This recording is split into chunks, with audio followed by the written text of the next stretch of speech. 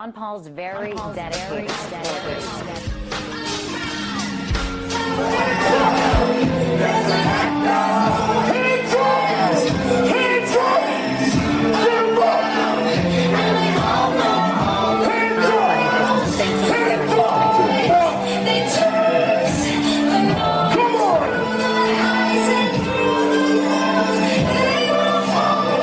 JP Morgan debacle.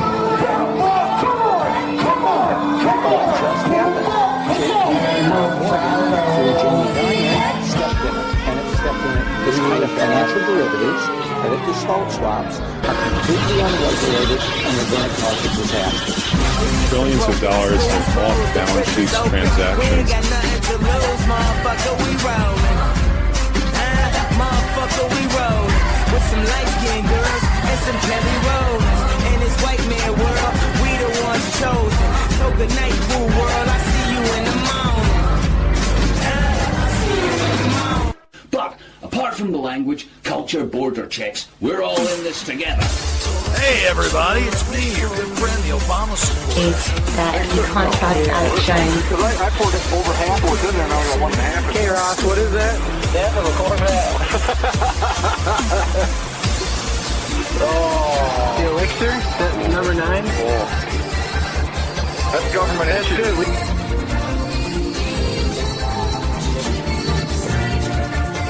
Some people have a deep, abiding respect for the natural beauty that was once this country. Hey everybody, it's me, your good friend, the Obama supporter. And Alex Jones, another sellout. People start pollution. People can stop it. Sellout. Sellout. Sellout. Sellout.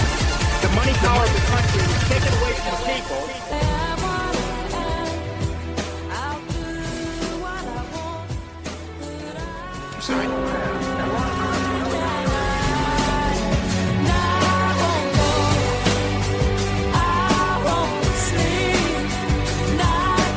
You gotta let him go. Infowars.com. Alex Jones. Once again, if on a political level, sometimes there's a lot of things I agree with, but ultimately, politics is a means to distract you from what's really going on. And this guy is one of the first gatekeepers to catch people coming out of the trance. He caught me, 5-6 years ago. But I used it as a stare, not a chair. I didn't sit there. I can't give you word 9 much longer, Mr. Spock. These engines are beginning to show signs of stress.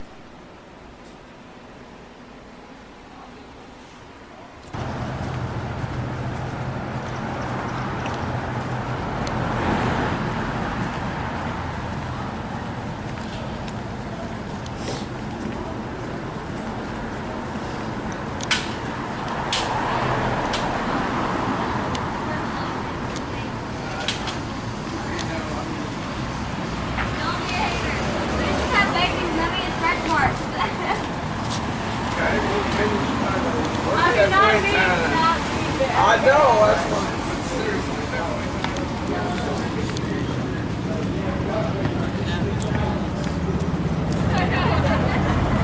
Video.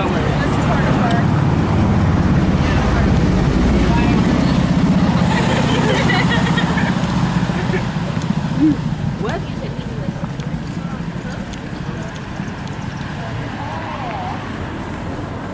My world. Good evening, everybody. It's Brian Thornton with the Debt Assassins. This is Sunday, July 29th, 2012, and this is tonight's Nightly News. We have got an interesting show planned for you guys today. Tonight's broadcast will have Syrian Girl. We haven't had her on in a while, as well as some other new assassins. And, really, guys, I haven't really put the whole thing together just yet because, as you can see, it's been a very busy weekend. I didn't think that vlogging was going to be quite as difficult as it is. But, guys, I've been out there. I've been all over town. I've got tons and tons of footage. I'm clearing it all out. If you want to support the Debt Assassins, the best thing to do is you can see our bulk footage site is EYEfarmUeat, EYE caps, FARM, smaller case, and then U, and then eat. just look it up on YouTube, EYEfarmUeat. And I film all around Bardstown Road, all over the Louisville area, and that's where my bulk footage goes right now while I'm working through the computer stuff. So if you want to kind of get an idea of some of the stuff that you'll see, that's where it goes first. And that's a pay channel, by the way. One of my many pay channels. So look, guys, I work here for free for you guys. The news is a educational vehicle. It always will be. And we're going to do our very best every day to try to deliver you fresh and interesting stuff as you try to wean yourself off the television, which has had us at war now for, well, gee, I don't know, how about 11 years straight? So we've been at war for 11 years straight. I was actually just talking to a 21-year-old earlier, and just kind of clicked. You know, my car is over 21 years old, and you know, we've been at war for over half this person's life. Really, is this the kind of leadership? Is this the America that we were expecting? I mean, hello, wake up. Continue to attack me all you want. I'm going to continue to deliver the news. So, like I said, half of these children's lives. Epic fail. We're doing a bad job of leadership. Lead by example. It starts with snapping out of the trance. And if I can do it, you guys can do it. And remember, I don't have time to chat forever. Every day is a day to kick the elitist butt. We got what we asked for, pretty much. We got what we asked for. Some would say, oh, well, it's not fair, or founding fathers, or, you know, they're the best. The simple idea of having people that you know or may not know intervene in some way, shape, or form with your life to the extent where, see, I mean, I really don't have a solid definition of government to give to you guys right now, but to me, I just think of it right now as what's going on. Think about it. Government. I'm not trying to say government's the bane of all our problems right now, but it plays a huge part in it, and here it is, government doing its job, you know? You get mad at these new policies and CISPA and NDAA. That's their job, to be in your life, and they're doing that. Like the simple fact that you needed a piece of paper or just guys to write on it and sign certain papers and tell you what you can and cannot do, you lost right there and then. Right then and there you lost. Or your ancestors lost. We need to, I can have a gun to protect. Fuck you. You went along with the government. Now you gotta pay the piper. The fat lady is singing her tune or whatever you want to use right now. That's what's happening right now. And now everybody wants to bail out, like, no, I didn't ask for this, I didn't ask for this part of the government. Well, you should have done more research. You should have looked more closely. You should have thought for yourself. You should have made up your own mind. Did what you wanted to do. But nah, you want to be a citizen.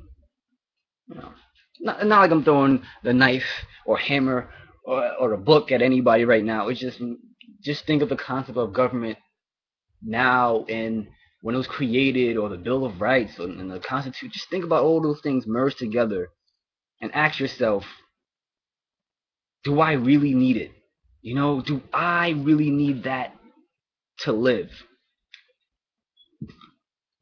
Just like how it's funny how there's people out there who are very, very non-religious. They hate religion. They don't like religion, but they love politics. They love government. It's like the simple fact about it is someone's ruling over your life, and people like control. People don't like to. I mean, okay. People like to get checked, but then again, they take it too far, where it's like, you know, something should control them and tell them what to do.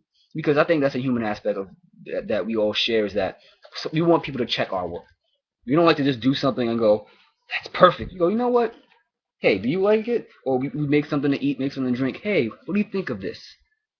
Someone else's opinion. But when it's just, no, don't do that, because 73% of researchers say, you see those commercials where, me and my bro be cracking on this all the time. The commercials where it's some person sitting down next to books or whatever, and they're just sitting down saying that a certain percent of people think that scientists or doctors think that you should do this, and And you don't even give you like the solid number, like 73% of what, who, how much people, where, when. Just 73%.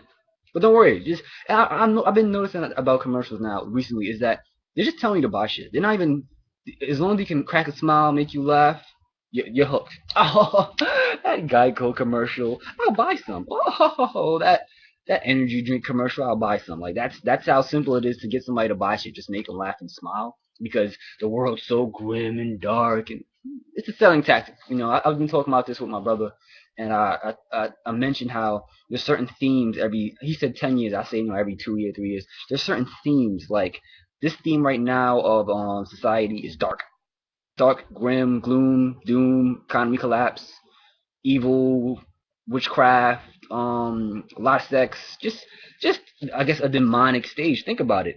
Think about the video games you're seeing, the video game commercials you're seeing. Think about the jokes you're hearing. Think about what's happening in the news, what they're pushing for, not what should be told. The real news. You know, I've actually been thinking about that recently, and how the news gets done. And I know it wasn't probably someone who's 60, 70 something watching my videos who probably can rectify with this. It's the news, the way it was produced and gathered was way more gritty and way more really like, you know, I mean, there's still reporters like that and journalists out there today, like just as like I'm saying, but with the mainstream news, you got people who never been, I don't know if they've never been, but it just seems like they don't go places and get their hands dirty and rip their shirt. I'm reporting. Oh, I don't need to exaggerate like that, but you know, really snoop around, really get a certain picture that no one has. Like you're not seeing that nowadays. You turn to every channel, they're all saying the same thing. They're all in their nice suits. Hello, I'm your local guy. You trust me, trust my news station. Don't watch those other guys, watch me. Even though we're saying the same shit. When you watch them and they're telling you the same thing, other things that other stations are telling you, and after that, good night, have a night. They have the balls to fucking smile. They've just told you a baby got run over by an SUV. Good night, see you tomorrow. See you tomorrow night. Dun, dun, dun, dun, dun, dun. Like that's the daily serving of information, instead of it being this guy who got injured trying to get this story and got a picture. Holy shit, look at that guy. I mean, I probably don't see a lot of these people or read a lot of their work or don't search for it, but I'm just trying to say or give to you the compare and contrast right now of the news today and possibly the news 40, 50, 60 years ago, where people really had to get dirty and take pictures and write down fucking notes instead of just flipping out an iPad or tablet and just or recording. I mean, I don't know. I'm going on a rant. I'm going on a tangent. But the purpose of this video was to tell you this: you got what you asked for, people. People who believe in government, just like how you believe in religion and you believe in government, you deserve what's happening. Call everybody's attention to a video that's been put out on YouTube by the Department of Homeland Security. It's called Run, Hide, Fight, How to Survive an Active Shooter Event. And this is the English version, they're saying. So I guess there's other versions of the video that are in different languages or something like that. The timing of this video couldn't be more perfect, right?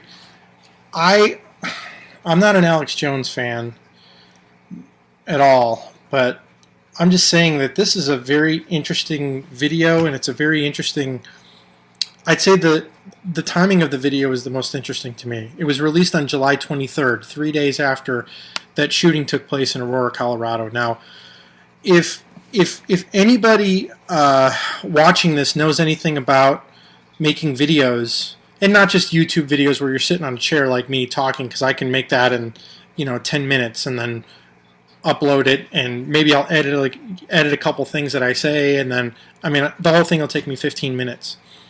But when you watch this video, and I'm putting a link below, when you watch a video like this, you realize that there's a tremendous amount of editing. It's only a 6-minute video, but there's a tremendous amount of editing. You're hiring actors, you're hiring a narrator, you're getting props with like guns and stuff like that. You have wardrobe, you have cameramen from multiple angles. This video took weeks for the Department of Homeland Security to put together. So they clearly put this video together long before the Aurora, Colorado shooting happened.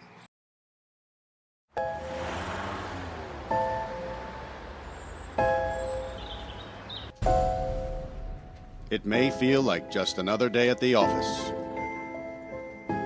But occasionally, life feels more like an action movie than reality. The authorities are working hard to protect you and to protect our public spaces.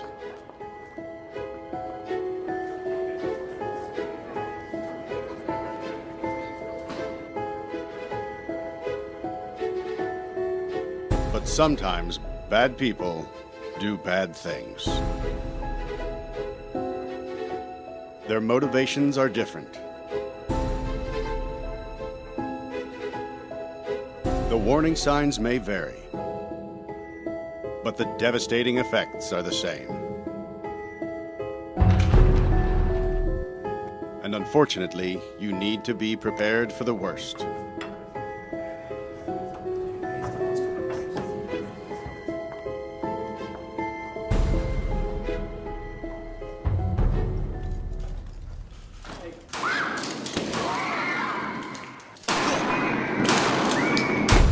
If you were ever to find yourself in the middle of an active shooter event, your survival may depend on whether or not you have a plan.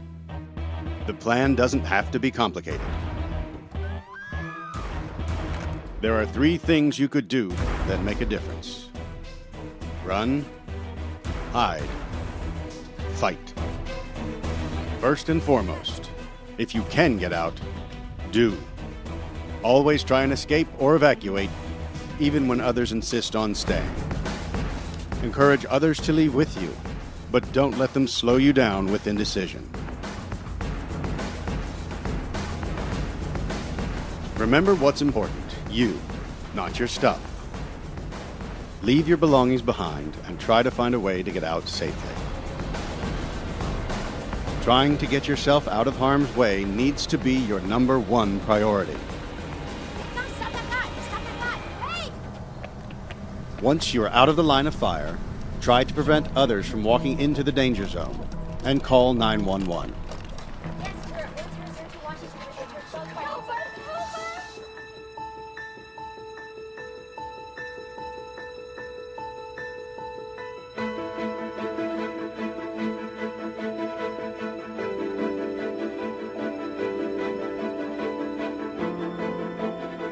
If you can't get out safely, you need to find a place to hide.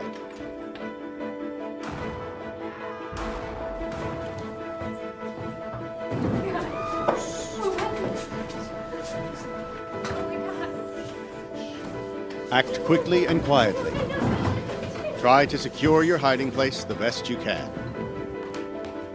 Turn out lights, and if possible, remember to lock doors. Silence your ringer and vibration mode on your cell phone. And if you can't find a safe room or closet, try to conceal yourself behind large objects that may protect you. Do your best to remain quiet and calm.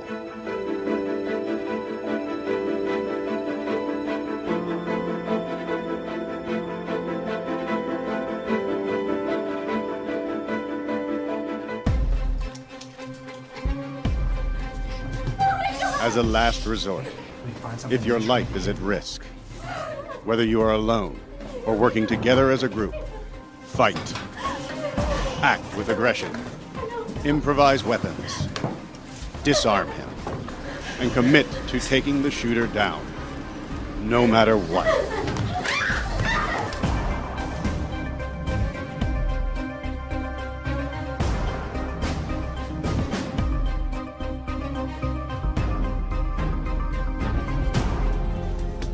Try to be aware of your environment. Always have an exit plan.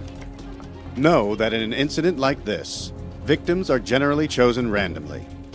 The event is unpredictable and may evolve quickly. The first responders on the scene are not there to evacuate or tend to the injured. They are well trained and are there to stop the shooter.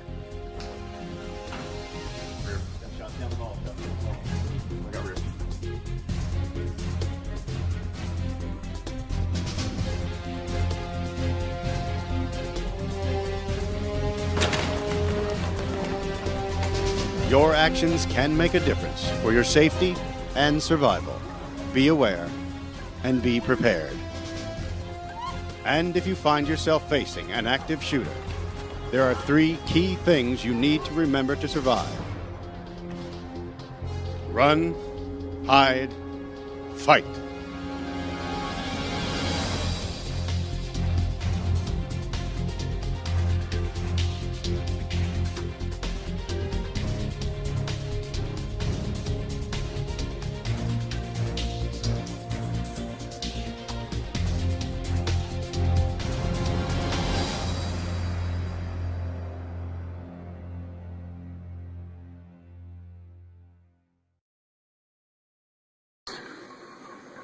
Health officials recommend people start using insect repellent when you are aboard,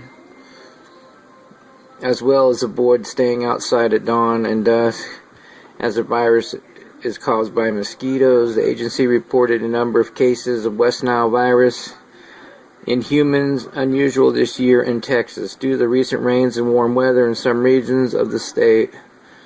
The State Department of Health Services and recorded in the year 111 cases statewide, 71 of them as neuroinvasive West Nile, and the other 40 were West Nile fever. Approximately 80% of the cases were residents of the counties of Dallas, Collin, Tarrant, and Denton. These are the ones they sprayed for. Remember, they started here, then started working their way down. But every time they spray, more cases of human West Nile show up. Hello, YouTubers, friends, compatriots. It is I, a useless idiot. Today I want to talk about Eric Holder again. And I want to talk about Eric Holder and John Corzine again. But this time I want to talk about Eric Holder and John Corzine together, because now we have an answer as to why there have been no prosecutions and arrests for Wall Street crimes. We find out why there's been no arrests and prosecutions in foreclosure fraud, and we find why there's been no prosecutions and arrests of John Corzine, who is at the head of the collapse of MF Global. And so as it turns out, John Corzine's MF Global was a client of Eric Holder's law firm. And not only that, Eric Holder's Assistant Attorney General, Lanny Breuer, also worked for the same law firm, Covington and Burling. And not only that, but the MF Global bankruptcy itself was handled by a law firm called Morrison and Forrester. And there's the Associate Attorney General working under Eric Holder. Mr. Tony West came from that law firm. And as it turns out, the law firm represented some of the biggest banks on Wall Street, including Bank of America, Citigroup, JP Morgan Chase, Wells Fargo, and the Freddie Mac and Fannie Mae mortgage houses. So, of course, Eric Holder is not going to prosecute any of the banks because they're his former clients and probably his friends. And John Corzine was one of his clients and probably one of his friends. And not only that, but the law firm of Covington and Burling also represented MERS, the Mortgage Electronic Registration System, which is at the heart of the foreclosure fraud program. So calling this a conflict of interest is child's play.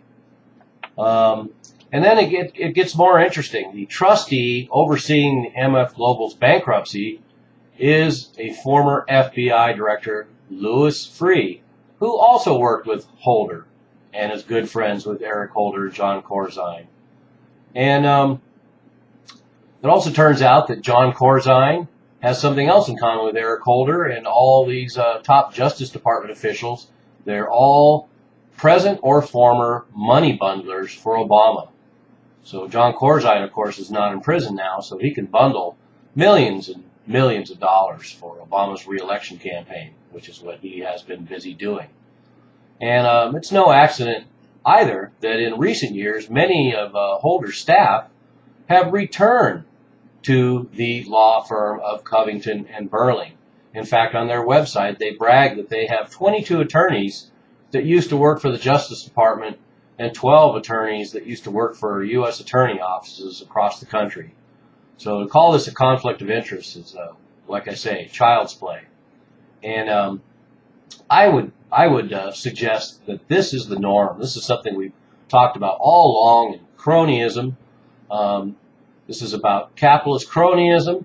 This is about political favoritism. This is about the revolving door between corporations, law firms, and the United States government. This is about insiders. This is about class affinity, because all these people have one thing in common. They're up at the top, and they're wealthy, and the rest of us are below.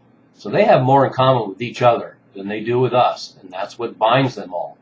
And just so this idea isn't lost, let's talk about a couple more cases of conflict of interest, because there's plenty of them. So now we have this new revelation about the connection between Eric Holder, the Justice Department, John Corzine, MF Global. But then, of course, as we know, we have conflicts of interest when somebody like Jamie Dimon, the head of J.P. Morgan Chase, is also on the New York Federal Reserve Board, which oversees his bank. And we have Federal Reserve officers who, of course, served on the boards of all the Federal Reserve System in the United States, who made sure that their banks, the ones that represent their interests and they have investments in, got bailed out to the tune of $14 trillion during the economic collapse of 2007. And then, of course, who can forget the track record of Timothy Geithner, our present Treasury Secretary, who before that was head of the New York Federal Reserve, overseeing all the banks that he coddles now as a government official. And then, of course, he has a background with the IMF as well. So these guys all travel in the same circles, and they make all the same friends. So no surprise that we find ourselves with these kind of situations.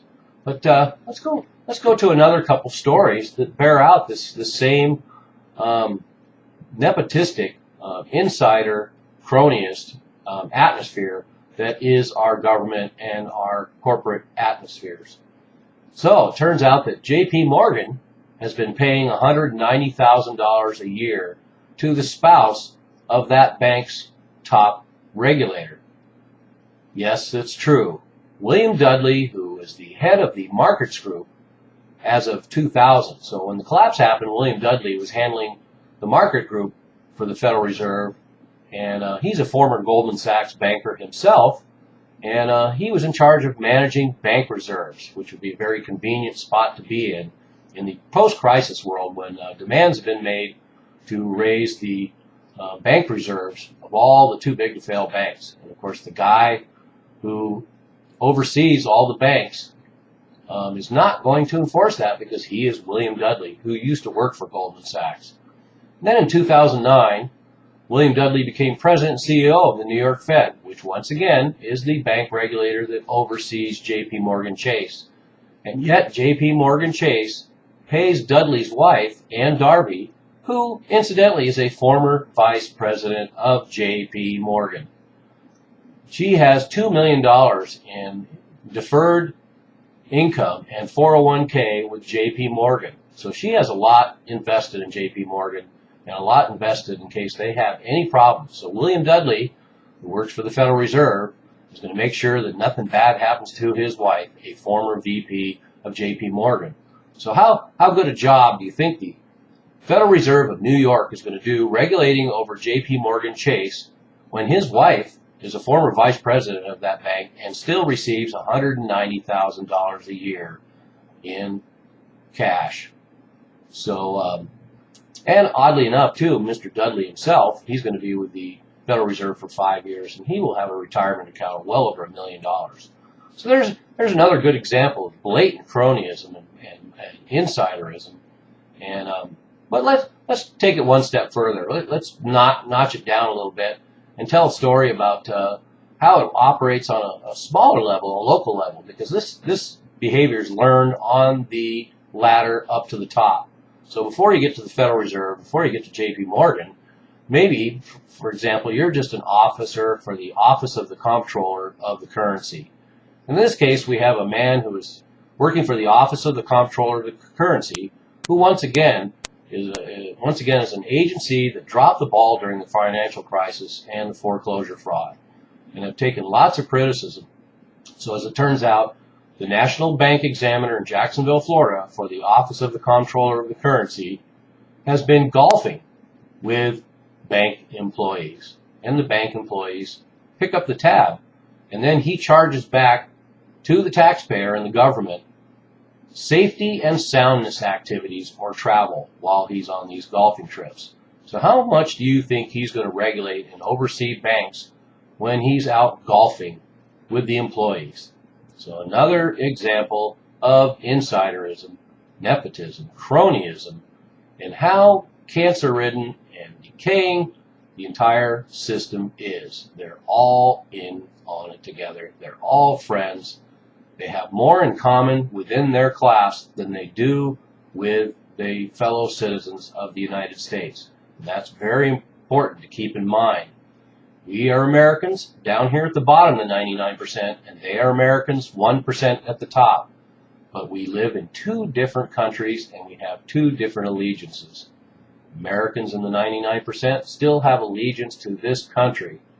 That 1% has allegiance to their class. They don't care how many American citizens in the 99% get screwed over because they belong to their class, not to this country. I am a useful idiot. Don't you be one too. Syrian Girl here. I recently published an article with Lizzie Fedden about a myth that's been going around for quite a while now that I really wanted to debunk, and that is the notion that Israel does not want to see Assad fall. And the justification for this myth is that somehow Assad is colluding with Israel and that Israel is afraid of the resultant potential government that might come about if the Syrian government falls. Now, there's a few things wrong with this. First of all, the myth itself was proliferated by an Israeli newspaper early in 2011. And a Haaretz article, Haaretz is the Israeli state media, said an article titled Israel's Favorite Dictator, and they claimed that Assad was, the greatest thing ever because he doesn't actually want to fight them, and they said, they reiterated these Syrian frustrations about how the Golan Heights is still in Israel's hands. And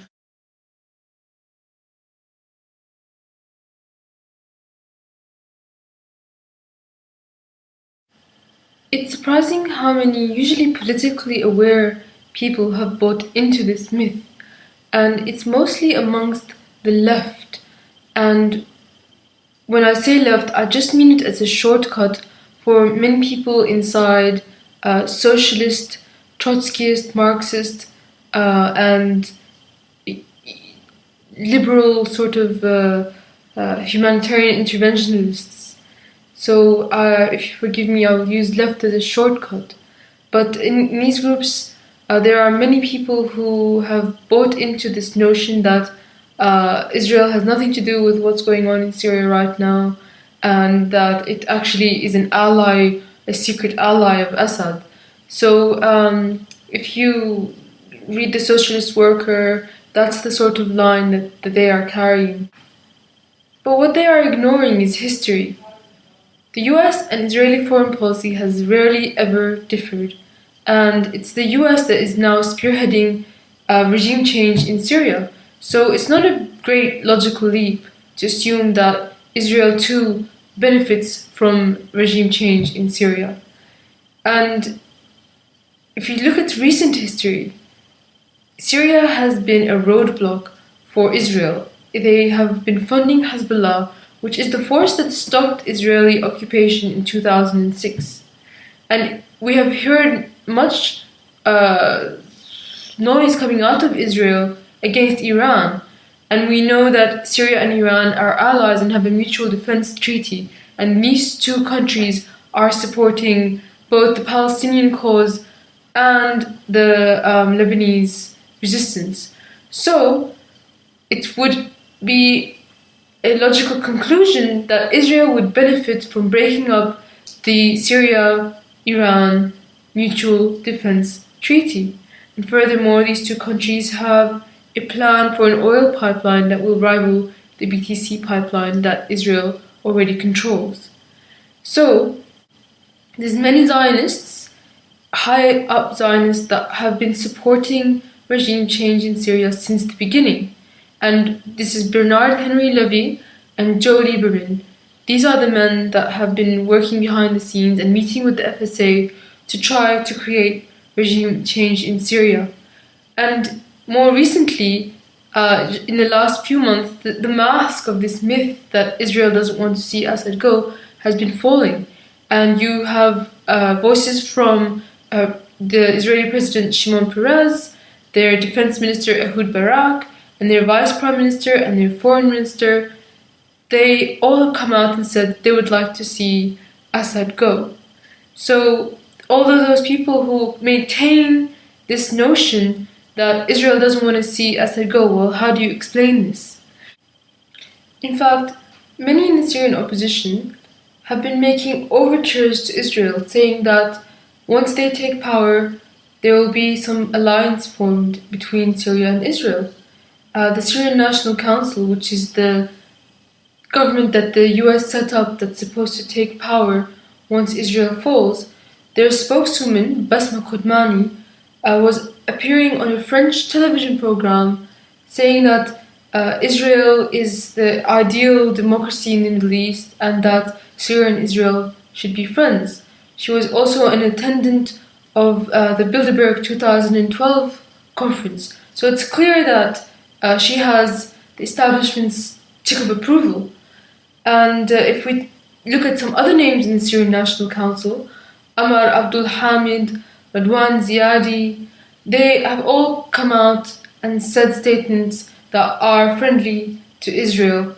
And even outside the SNC, there's opposition members that have come out and said, yes, we would like to make alliances with Israel. So it's clear that Israel is going to be a beneficiary once the Syrian government falls, if the US gets its way.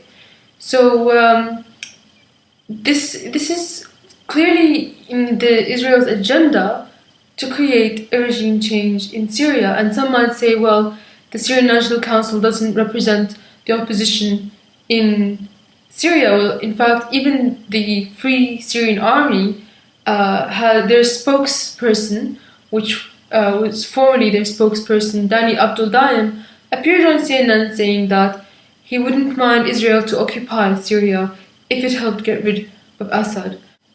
So with all this evidence, there's still people out there, not just amongst the left, but also in the Middle East and the Muslim world, who continue to believe and proliferate this myth that Israel has nothing to do with what's going on in Syria right now and would like to see Assad stay. And if you come across anyone who has these beliefs, please help enlighten them. I have linked my article below along with other articles, and I hope that it will be a help to spread the truth. Thank you.